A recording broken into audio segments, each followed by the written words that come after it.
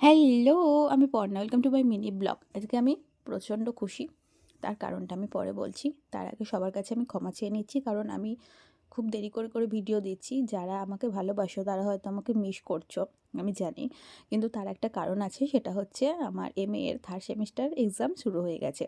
আর আমি তো প্রচণ্ড ভালো স্টুডেন্ট, তাই সারা বছর পড়ি না, ঠিক পরীক্ষা 2 দিন আগে পড়ি।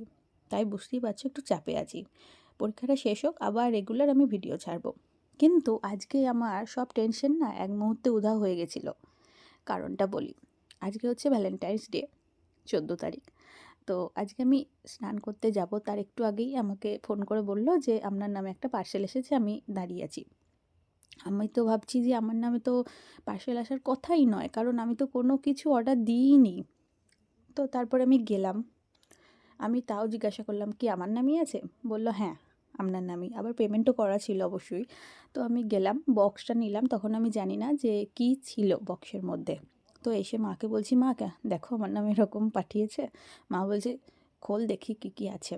তো আমি এভাবে ওপেন করছি এখন। তোমরা তো দেখলে যে এত কিছু গিফট আমার জন্য। জানি না আমার কোন অজ্ঞাত প্রেমিক আমার জন্য এটা পাঠিয়েছে। আমাকে হয়তো দূর থেকে প্রচণ্ড ভালোবাসে।